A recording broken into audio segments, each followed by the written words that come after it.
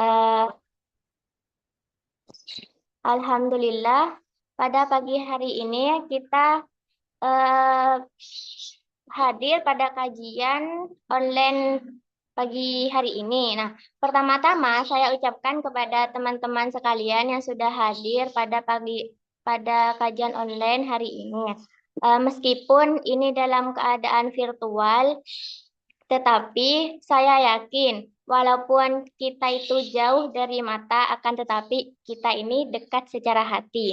Nah, sebelum kita memulai ke acara inti, pertama-tama saya akan membacakan dulu tata tertib yang akan dilaksanakan dari awal hingga akhir acara. Pertama, pastikan mic dalam keadaan mute dan kameranya nyala ya teman-teman. Dan kedua, fokus. Jauhin scroll yang gak perlu-perlu. Nah, yang ketiga, hal ini penting banget ya teman-teman. Catat poin-poin pentingnya karena ilmu itu lebih nempel kalau seandainya kita itu menulis. Jadi kita sebagai manusia itu pelupa ya teman-teman. Jadi ini adalah poin penting agar kita sebagai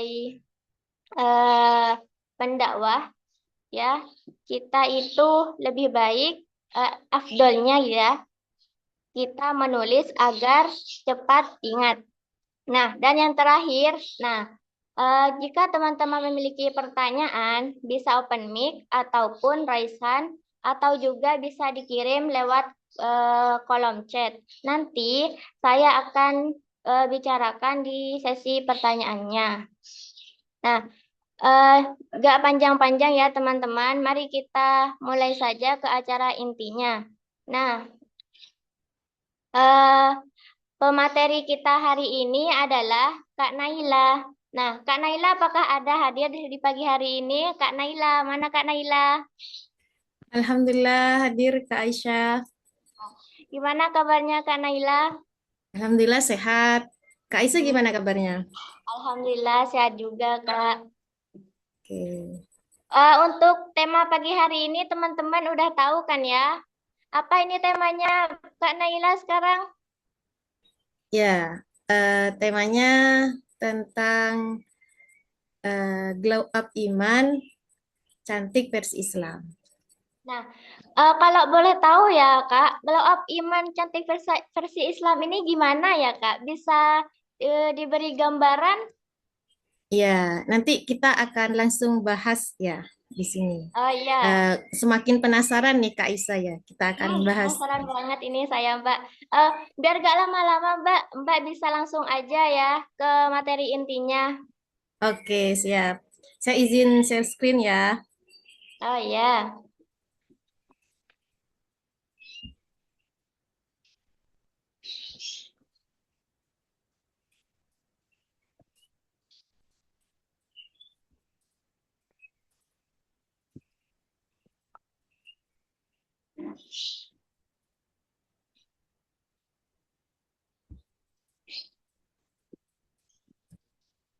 Apakah sudah muncul Kak Aisyah? Sudah, Mbak. Oke, kita siap mulai ya. Oke, Siap-siap. teman-teman juga kita siap mulai ya. Oke. Baik, Assalamualaikum warahmatullahi wabarakatuh. Waalaikumsalam warahmatullahi wabarakatuh. Oke, baik, teman-teman, teman-teman yang ada di sini ya, pernah nggak sih kalian itu merasa cukup gitu kan? Lalu setelah buka medsos kalian gitu, tiba-tiba merasa kurang gitu. Pernah, saya pernah. Oke. Nah, awalnya kan biasa saja nih ya.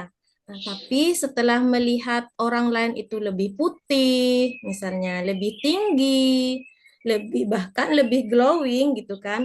Tiba-tiba itu muncul pikiran begini, kok aku kurang cantik ya gitu. Kok aku kalah ya sama mereka gitu.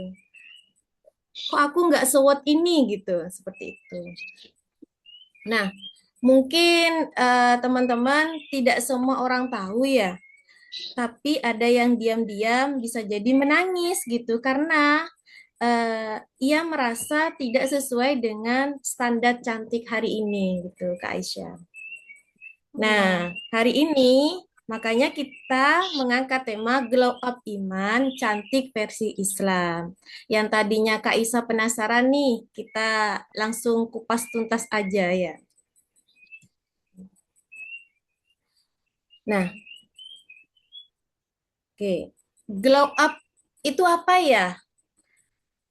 Ya, jadi apakah yang dimaksud dengan glow up itu skincare? Apakah outfit yang branded gitu?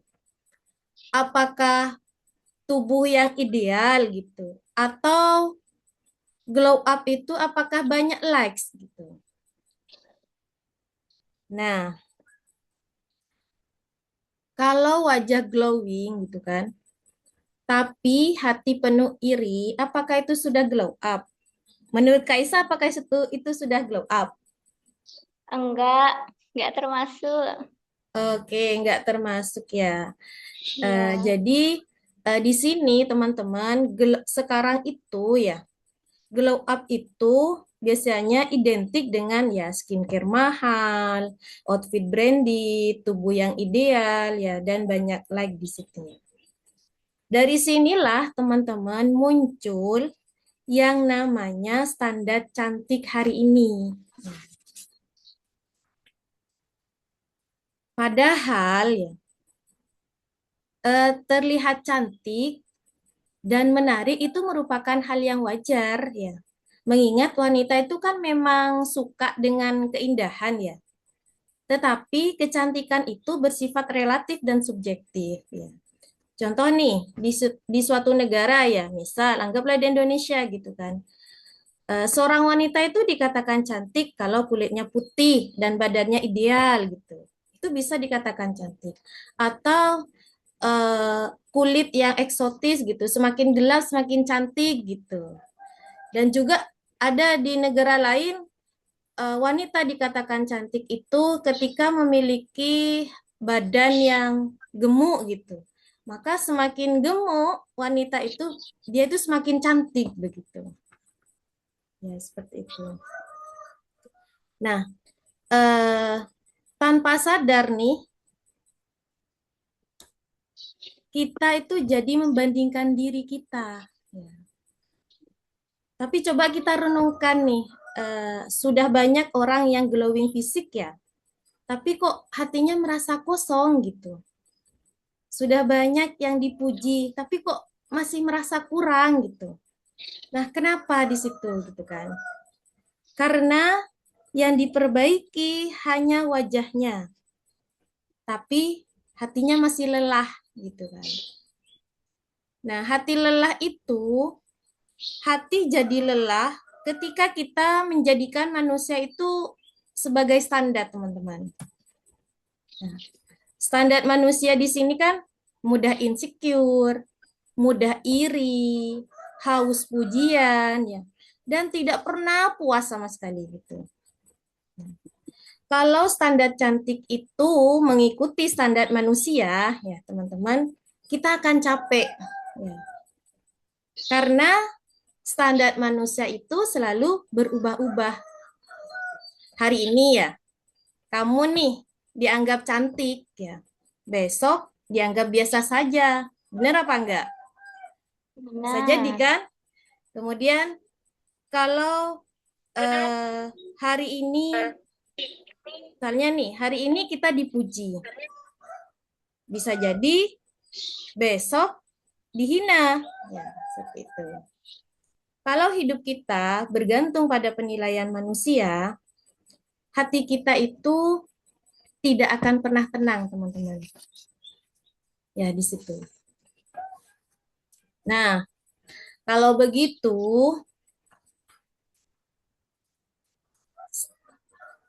standar siapa yang paling aman untuk kita ikuti, gitu kan? Insya Allah, teman-teman sudah tahu nih standarnya siapa yang mau kita ikuti. Tentu standar yang paling aman yaitu standarnya Allah atau standarnya Islam di situ. Lalu seperti apa ya standarnya Allah tuh? Apakah Islam itu memandang kecantikan hanya dari fisiknya saja gitu kan? Oke. Wanita itu memiliki kedudukan yang mulia di dalam Islam nih, teman-teman. Wanita adalah sebaik-baik perhiasan dunia yang meliputi ibu dan pengatur rumah tangga. Jadi wanita itu sebagai ibu dan pengatur rumah tangga. Wanita itu juga sebagai madrasah yang pertama untuk anak-anak yang dilahirkannya. Dan wanita itu merupakan tiangnya negara. Seperti itu. Gawatnya nih, ya, jika wanitanya rusak gitu, maka rusaklah semuanya. Oleh karena itu, setan ya dan para musuh Islam itu tidak henti-hentinya membuat bujuk rayu, membuat propaganda, dan membuat upaya-upaya untuk kaum muslimah lupa dengan fitrahnya.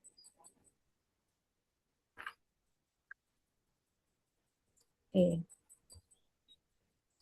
Misalnya nih, eh, banyak ya dari saudari kita ya yang dibuat sibuk untuk memperbaiki tampilan lahiriahnya saja dan mengabaikan apa yang seharusnya akan dihisap oleh Allah, ya, yaitu amal-amal solihnya.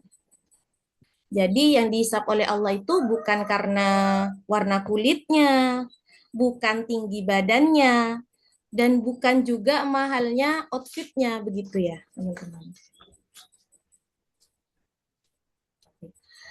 Sehingga Rasulullah itu bersabda, Innallaha la yanzuru ila suwarikum wa amwalikum, walakin yanzuru ila kulubikum wa a'malikum. Yang artinya sesungguhnya Allah tidak melihat pada bentuk rupa dan harta kalian. Akan tetapi Allah hanyalah melihat pada hati dan amalan kalian. Hadis riwayat Muslim. Nah, hadis tersebut kita jadi paham ya, teman-teman, bahwa standar penilaian seorang hamba di sisi Allah itu bukan semata-mata dilihat dari kecantikan fisiknya, bukan juga dilihat, bukan juga dilihat dari hartanya yang melimpah gitu, dan juga bukan dilihat dari jabatannya gitu, teman-teman. Tetapi Allah melihat kita itu sebagai hambanya dari hati kita dan amalan-amalan perbuatan kita. Artinya apa? Yang paling menentukan cantik di sisi Allah itu adalah iman.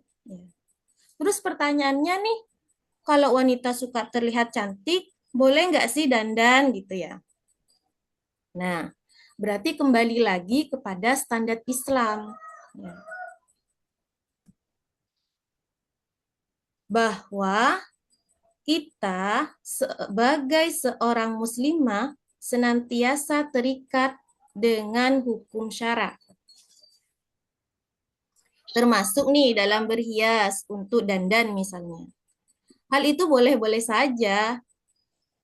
Bahkan berpahala jika kita tahu kepada siapa kita harus berdandan. Kepada suami nih misalnya ya. Yang penting tidak melanggar aturan Allah seperti mencabut bulu alis. Itu kan sudah melanggar aturannya Allah ya. Kemudian mengikir gigi dan yang lainnya. Jadi jelas ya teman-teman, cantik itu yang taat syariat ya, bukan cuman dengan polesan bedak dan lipstik yang bisa dihapus dengan tisu basah. Lalu seperti apa bentuk glow up yang sebenarnya, teman-teman? Nah, oke. Bentuk glow up yang sebenarnya yaitu glow up iman. Glow up iman itu apa?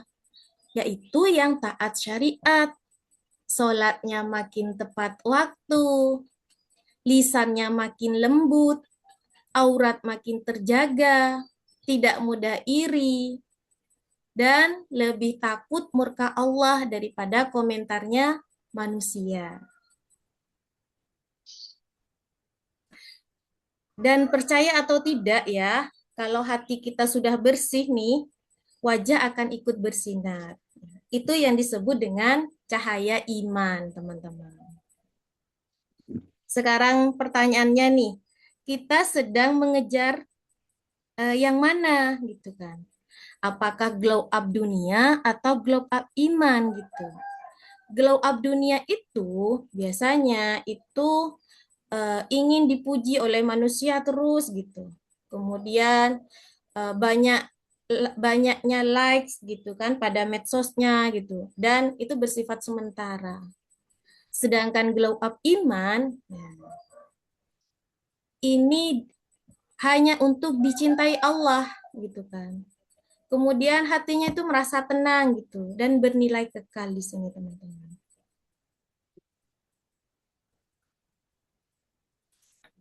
Sekarang nih teman-teman tanyakan nih pada diri kita sendiri ya, terutama yang ada di sini nih. Gitu. Apakah aku lebih sibuk memperbaiki fit atau memperbaiki sholat? Apakah aku lebih sibuk ya? Atau apakah aku lebih takut gitu komentar manusia daripada murkanya Allah di situ? Nah, ini pertanyaan pada diri kita sendiri di sini. Tidak semua dari kita itu dilahirkan dengan wajah model, ya kan? Tidak semua dari kita itu punya tubuh yang ideal gitu kan.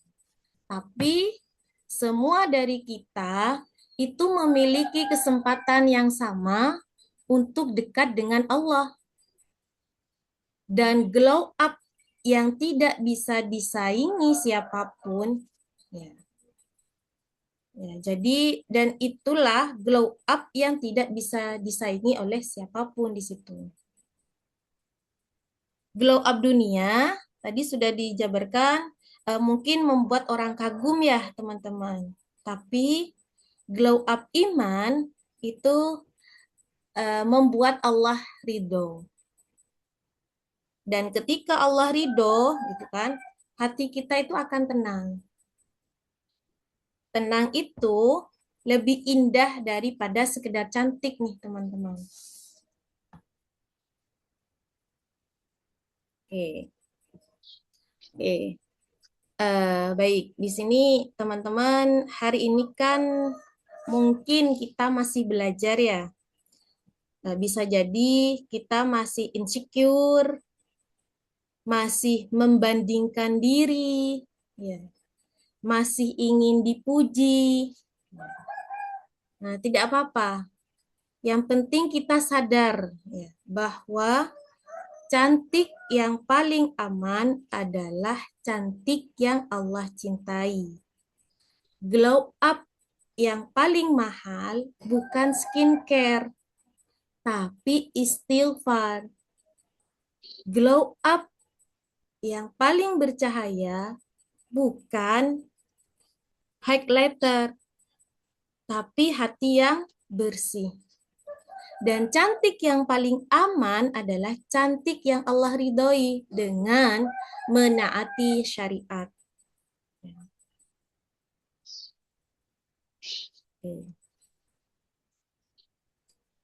Dan ketika iman kita itu naik, ya, kita itu tidak hanya terlihat cantik, ya. Kita itu menjadi berharga, teman-teman. Bukan karena komentar manusia, tapi karena dinilai oleh Allah, gitu kan.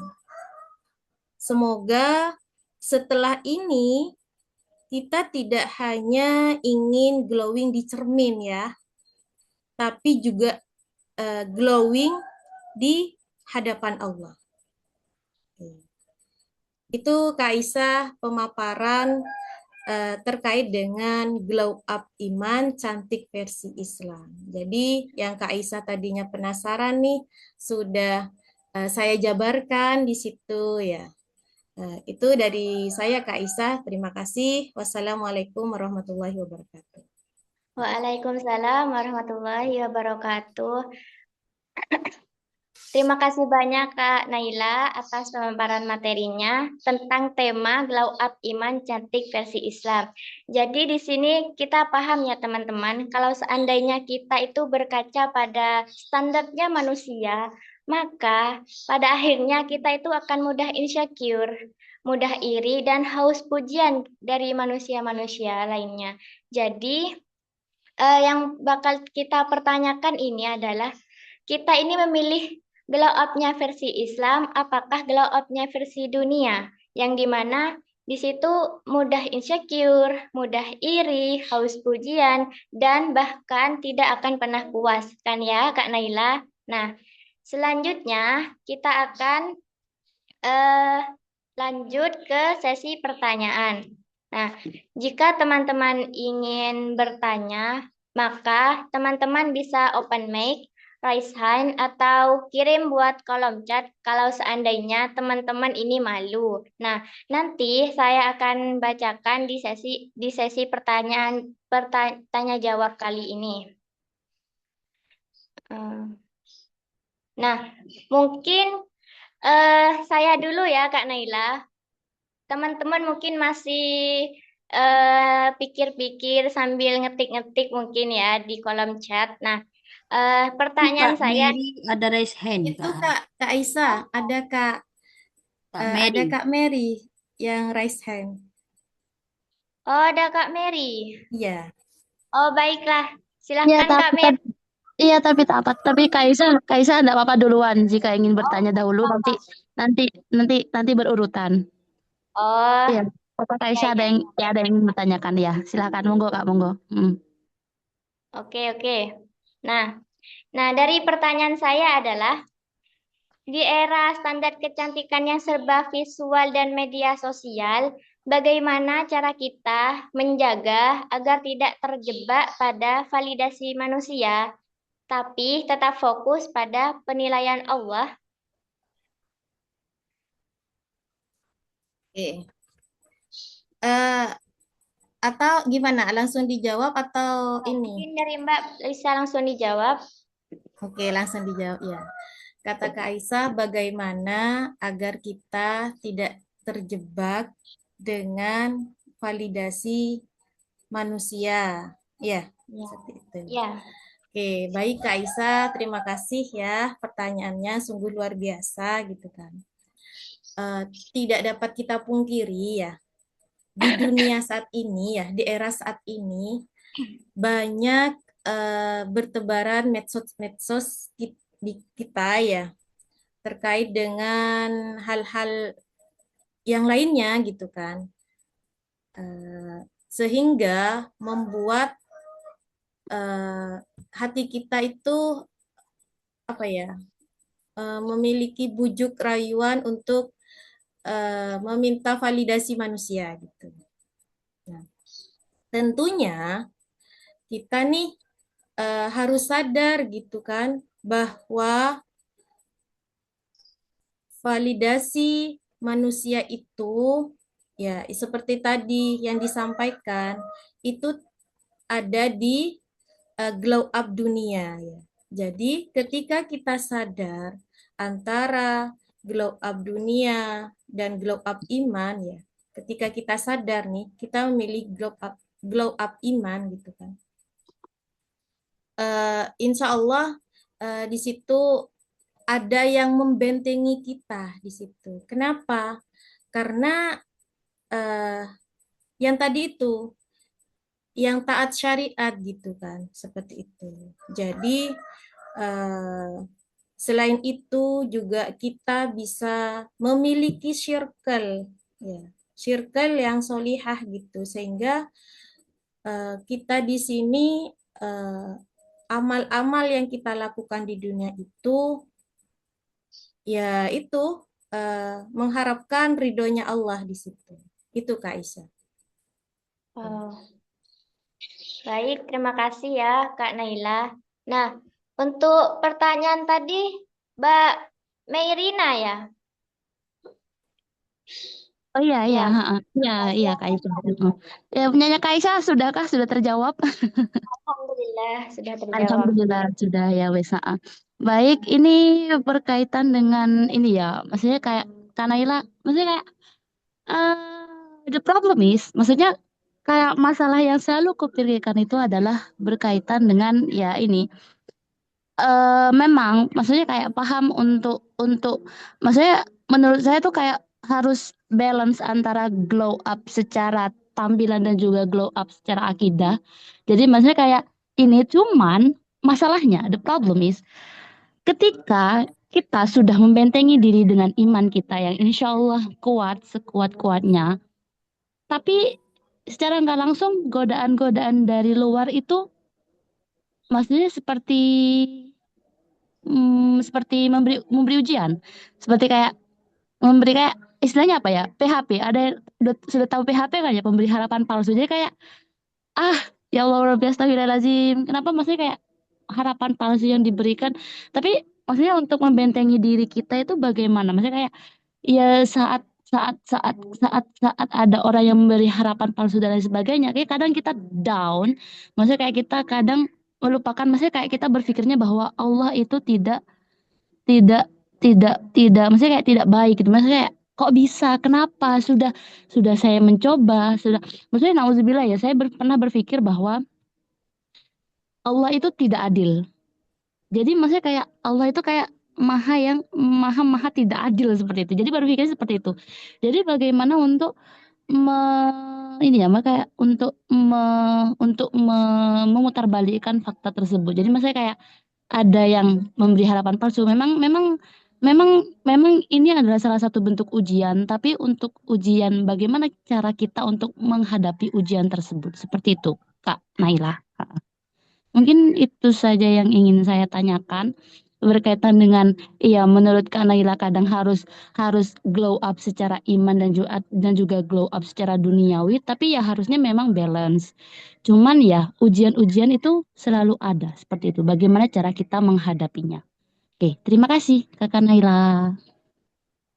Oh ya Kak, sebelum lanjut ke menjawab pertanyaan dari Kak Mei ini, saya minta tolong buat teman-teman untuk on kamera ya teman-teman. Saya buluk, Kak Aisyah saya buluk. Nggak apa-apa teman-teman. Nah, ya nggak apa-apa Mbak, lanjut. Mbak Naila silahkan jawab dari pertanyaan Mbak Mei tadi. Ya, eh, jadi koreksi ya kalau saya salah pertanyaannya di situ. Bagaimana cara kita membentengi diri kita eh, untuk menghadapi ujian-ujian seperti itu ya, Kak Meirina. Iya, iya Kak Naila. Maksudnya kayak menghadapi memang memang memang secara pribadi kita sudah berusaha untuk glow up secara iman dan juga glow up secara tampilan fisik. Maksudnya kayak ini cuman bagaimana caranya kita untuk menghadapi godaan-godaan syaitan yang di luar, godaan-godaan manusia yang bersifat bersifat iblis. Jadi kayak memberi harapan palsu seperti itu Kak Naila. Ya, baik. Terima kasih Kak Meirina. Masya Allah, luar biasa ya pertanyaannya ya. Jadi bagaimana nih cara menghadapi godaan-godaan yang di dunia gitu kan? Ya, seperti itu. Agar iman kita itu kuat gitu kan, tidak terjerumus dengan hal-hal yang negatif gitu ya. Ya, baik. Di sini memang Allah itu maaf bahwa kita nih sebagai hamba itu memang di dunia itu selalu diuji ya. Ya. Nah, dan tidak dapat dipungkiri juga ketika seseorang itu sudah apa ya, anggap ada rasa iman di hatinya gitu kan. tidak dapat dipungkiri banyak godaan-godaan yang akan menjerumuskan gitu. Kenapa? Karena setan itu kan tidak pernah diam ya seperti itu. Pasti akan menggoda agar ada temannya di situ ya. Nah, kita sebagai seorang muslimah ya tentunya harus memiliki benteng tadi itu ya agar tidak terjerumus itu. Apa saja nih bentengnya gitu. Nah, yang pertama, ketika kita memiliki iman yang kuat ya dan memiliki teman-teman yang solih gitu, yang selalu mengingatkan kita ketika kita salah itu diingatkan ya, bukan teman-teman yang ketika kita salah kita dibela, bukan seperti itu ya. Jadi berkumpullah dengan teman-teman yang solih ya, belajar lebih banyak lagi tentang ilmu agamanya Allah di situ ya. Selain itu juga apa ya, kita perbanyak baca Al-Qur'an gitu kan, dekat dengan Al-Qur'an, menjaga sholat kita ya, seperti itu. Dan menjauhi maksiat ya. Sehingga ketika kita sudah memiliki ilmu dan memiliki teman-teman yang solih ya insya Allah gitu kan, maka ketika godaan itu datang di situ, ada yang mengingatkan kita di situ. Kemudian juga kita tahu batasan-batasannya seperti itu. Karena kita sudah ini apa ya, belajar mencari ilmu nih ya tentang agama di situ. Begitu Kak Merina. Ya, mungkin ada para ustadzah nih yang mau memberikan tipsnya juga nih seperti itu. Mungkin ada yang lainnya juga, monggo dipersilahkan, nggak apa-apa seperti itu.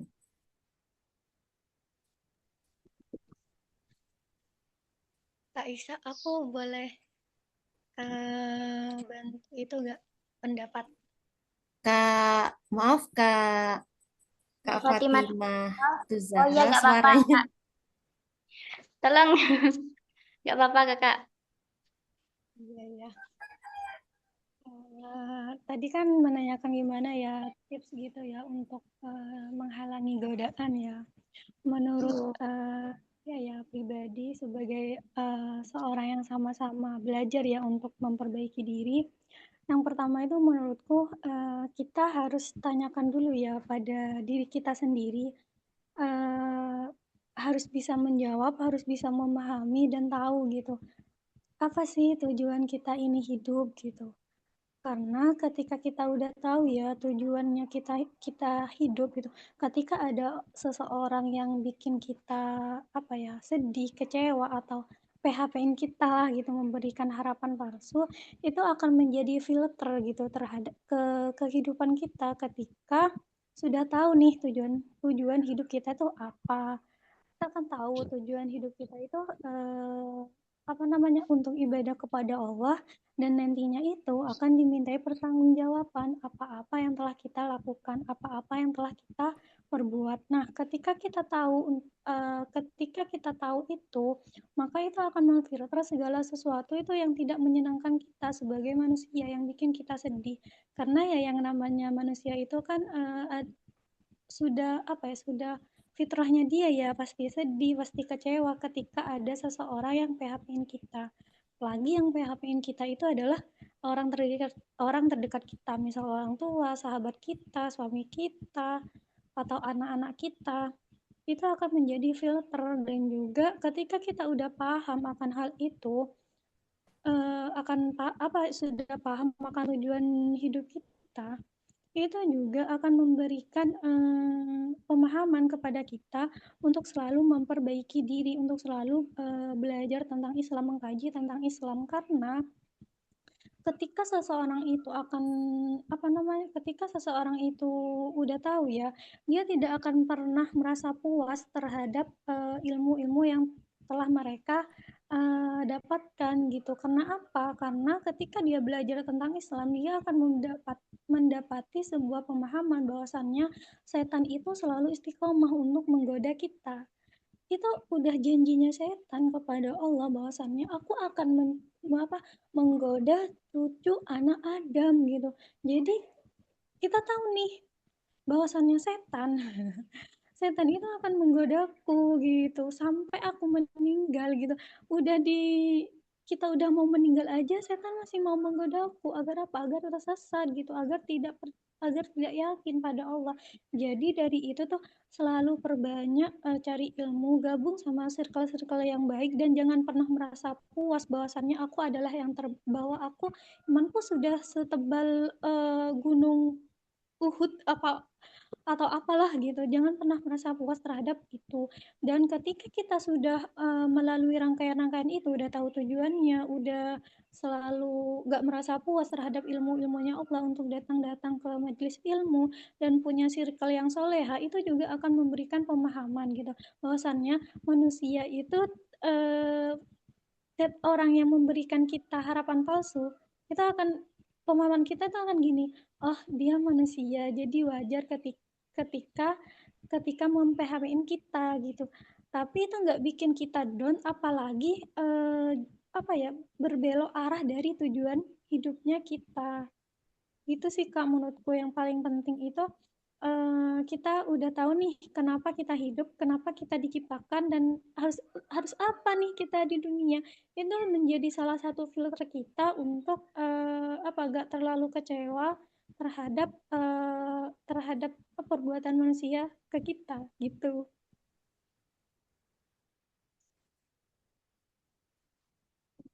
Baik, terima kasih ya Kak Fatim. Mungkin ada tambahan dari Ustazah yang lainnya. Masih ada waktu? Izin nambahkan ya Oh ya. untuk Kak Mary ya. Alhamdulillah. Semoga ini juga jadi ilmu bagi yang lain juga dari pertanyaan Kak Mary. Jadi kalau pertanyaan tadi bagaimana sih membentengi terus menghadapi godaan-godaan yang sifatnya itu PHP, pemberi harapan palsu gitu ya. Maka salah satu cara membentengi diri kita itu yang pertama agar kita itu muslimah bisa membentengi diri adalah dengan cara memahami hukum syariat atau ilmunya gitu. Jadi ilmu ini harus kita pahami, harus kita kuasai dan harus kita pelajari. Sebab kenapa? Ketika kita memahami hukum syariat, maka sadarilah bahwa hubungan dengan lawan jenis tanpa ikatan pernikahan resmi, dalam hal ini pacaran, HTS, adalah haram dalam Islam. Itu yang perlu ditekankan. Kemudian fahami bahwa mendekati zina itu lebih berat dosanya daripada hanya sekedar menjauhi. Jadi apa namanya ya, mendekati, namanya la taqrabuz zina, itu kan sudah Allah firmankan ya, bahwa janganlah kamu mendekati zina gitu. Jadi bukan hanya sekedar menjauhi saja.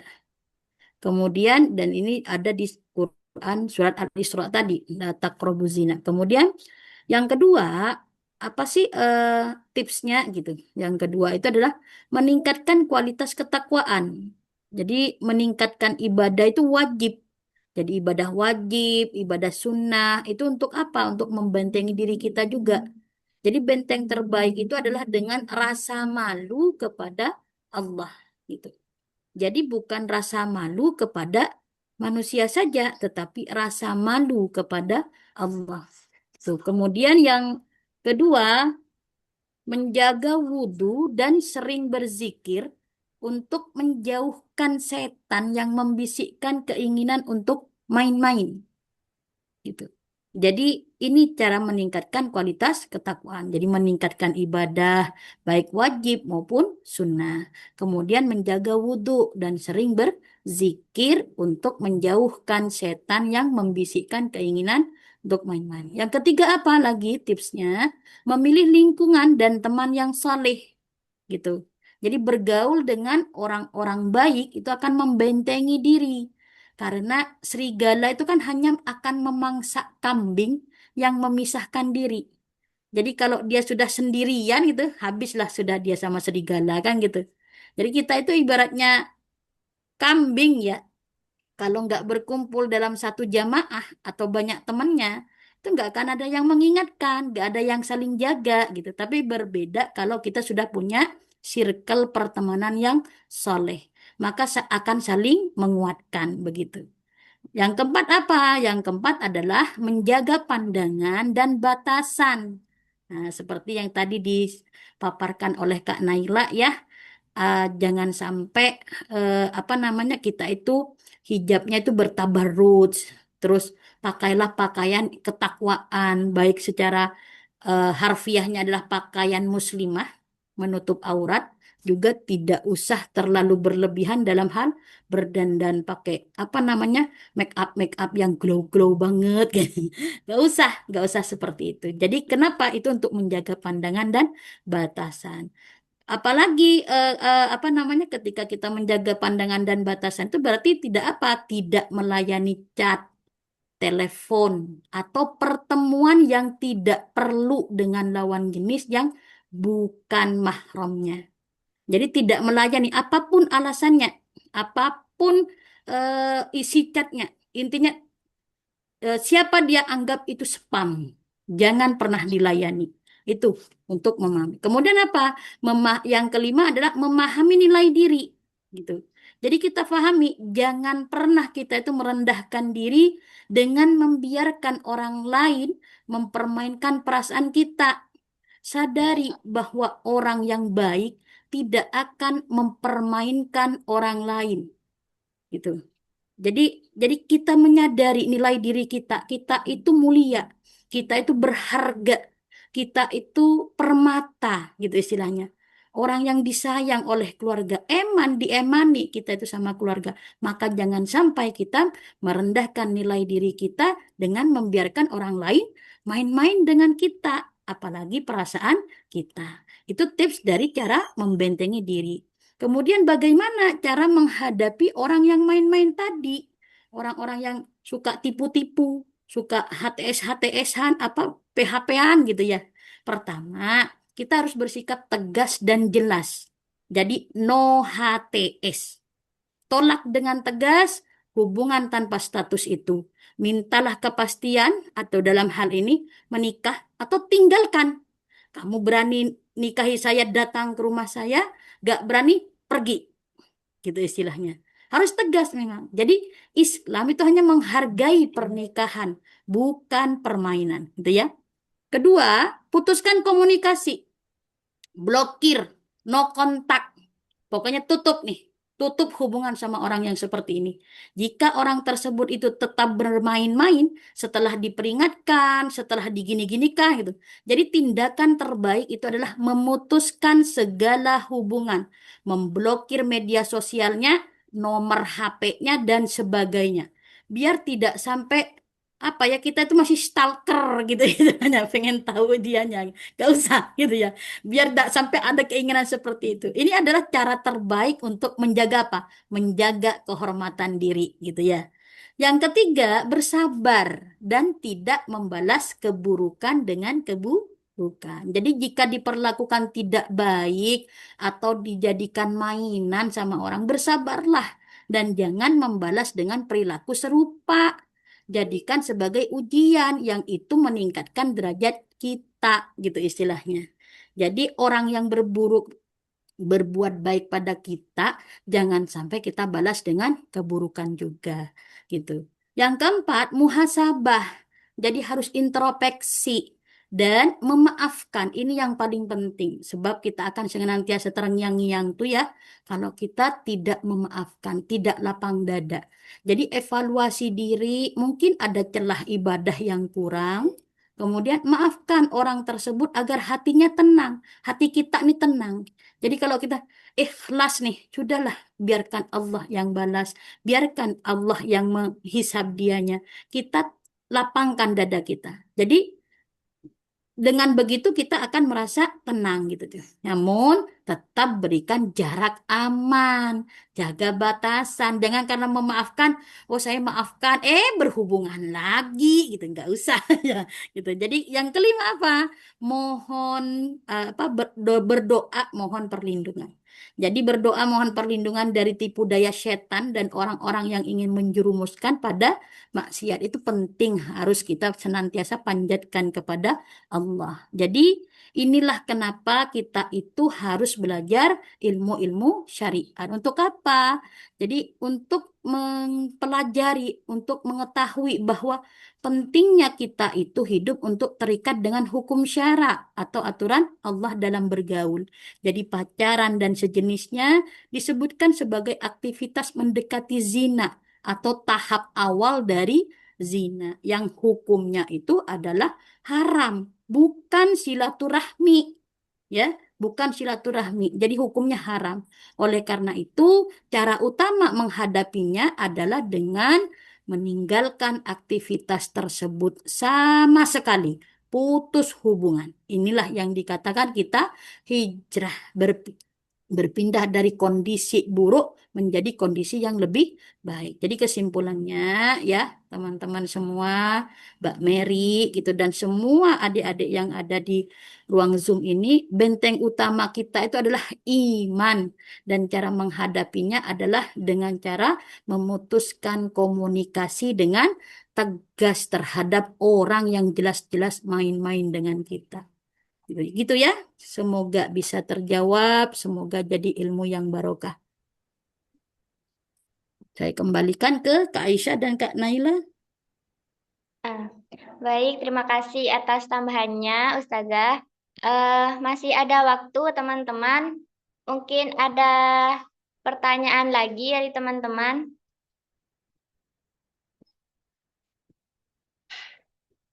Tidak ada ya? Baik, jika tidak ada, mungkin saya tutup saja ya kajian online pada pagi hari ini. Sebelum saya tutup, mari kita membaca hamdalah bersama-sama, istighfar 3 kali, dan doa kafaratul majelis. Alhamdulillahirrabbilalamin, astagfirullahaladzim, astagfirullahaladzim. Allahumma bihamdika, asyhadu an la ilaha illa anta, astaghfiruka wa atubu ilaik.